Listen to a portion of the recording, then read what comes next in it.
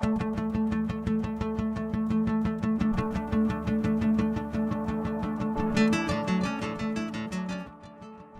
am doggedly and stubbornly not a predictor. I go through this phase every year at the end of the year where, the emails, and they've started, people, what are your predictions for next year? And I just say, I don't have any. What's hot and trendy today? I don't care. I really spend almost no time thinking about the short-term spikiness of what's hot and trendy. I'm much more focused in these longer-term arcs, and as part of that, I'm really looking for things that I believe are going to have to undergo lots and lots of evolution along the way. I also have never enjoyed the process on an investing side of chasing a trend. I mean, I'm an early stage investor. If I'm chasing the trend, it's too late, right? So I have to be way ahead of whatever that thing is, and I have to be willing to make investments that at the moment in time that I make them might look ridiculous. And a good example of that would be my investment in a company called MakerBot, which is a 3D printer. It's a company that was bought last year, or earlier this year, for about $600 million by a company called Stratasys. And the investment that we made 18 months ago, people, when we made the investment, people were like, what are you talking about, 3D printer? Who the hell would ever want a 3D printer? Like, why would you ever need a $2,000 desktop 3D printer? Oh, it's an open source hardware thing? Who would ever, you can't make money on that. Like, it's just so ridiculous. And the metaphor that I had for it was it felt very much to me like the first HP laser printer in the early 1980s that I got, 1983 or 1984, or whenever I got it. It felt the same. It was kind of big and not awesome and crappy sort of and expensive for what it was, but relative to everything else, the giant $100,000 version that I couldn't afford, it was unbelievable because I could afford it. And compared to the other things that I had as an option, which was a dot matrix printer, it was phenomenal, right? I felt the same kind of way. I also felt, sort of the Apple II as a hacker, ability to take it apart and do stuff to it. Sort of MakerBot had that same ethos in terms of their early products.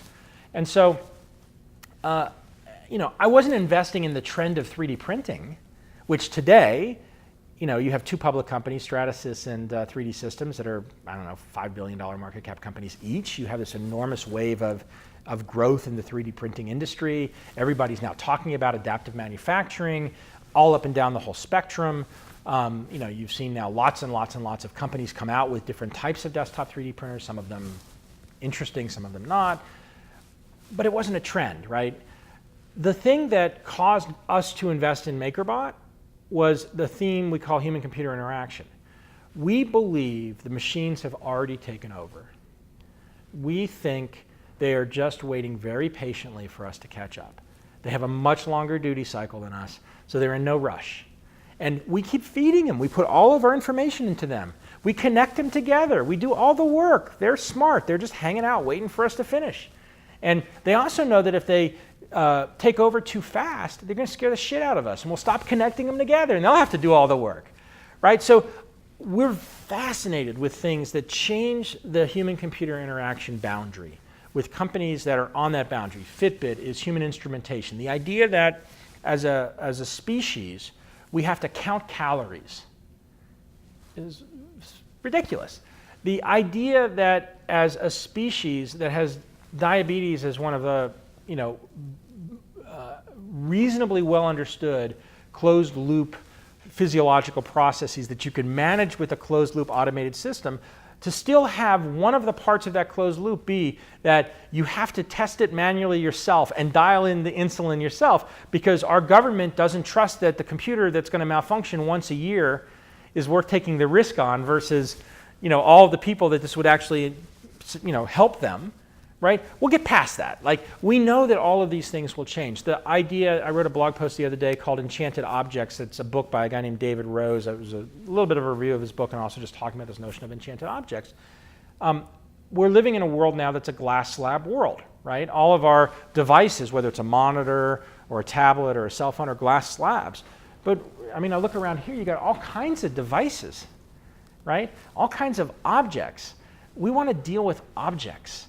And these objects, you can call them the Internet of Things, they're all going to be stuff that's connected to everything, right? All of that hardware-software interaction, all of the computer-human interaction, all of the software in the plastic, we call it software wrapped with plastic, totally fascinating to us. So that's one big area that we're making a lot of investments in, spending a lot of time on. Another area which has been very powerful for us as investors, and one that is probably 30 or 40 years old now as a sector, right, or a theme, is something we call glue.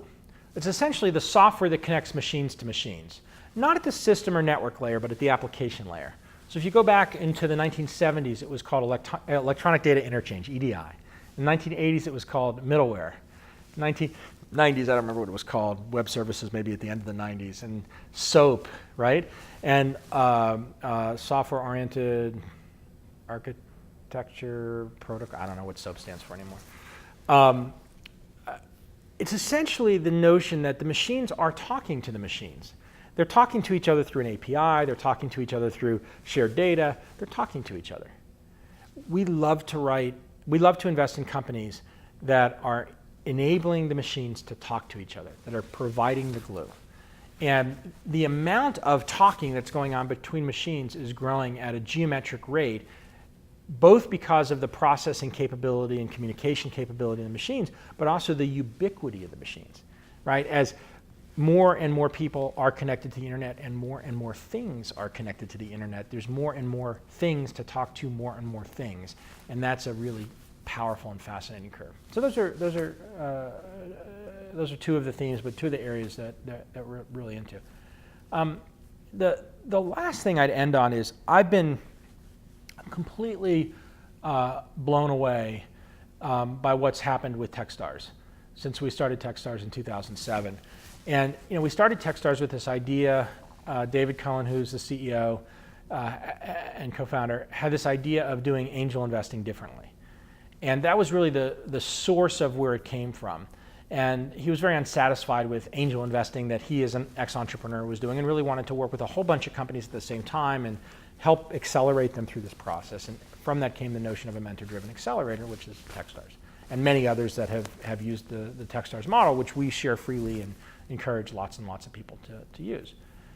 I underestimated how profound, well, underestimate's the wrong word. In the first couple of years, we had no idea whether the thing was any good or not. Like, it was just a total experiment, and our worst case was I'd wasted a lot more money on a lot stupider things, so I was perfectly happy to give it a try and just see what happened. Exceeded our wildest expectations, but over time I realized I underestimated, again, the hierarchy network discussion, the network effect of it. We're 7 years into Techstars, and the network is really now at a critical mass where magical things happen all the time. And our goal now over the next 7 years is to really enable this network in a much more significant way than ever before. And so any entrepreneur who participates in any of the Techstars programs gets this incredible amplification of their business through the network effect of being attached to this very rapidly, very broad network that's not just entrepreneurs, and not just entrepreneurs and their investor, and not just entrepreneurs and their investor and the mentor. It's like this whole group gets the connectivity across the whole group. And so I'm really fascinated with that. I'm plenty of my own energy around what I do at Techstars. Each year I focus on a thing I'm going to try to contribute to Techstars. My thing in 2014 is much more around the amplification of this network effect. I don't know what my thing will be in 2015 for Techstars, but that's my own personal focal point. But it's been really, really powerful to see. And for me, I think it's just another step in this democratization of entrepreneurship. Like, if you want to create a company, do it. And there should be lots and lots and lots of resources that are they're easily available. They're not easy resources, right? But they're so much more available than they were 30 or 40 or 50 years ago. And culturally, the norm of creating something from scratch and rallying this broad network of resources and engaging yourself in it, and then because you benefited from it, participate back as it's a really great construct. So it's one I'm spending a lot of time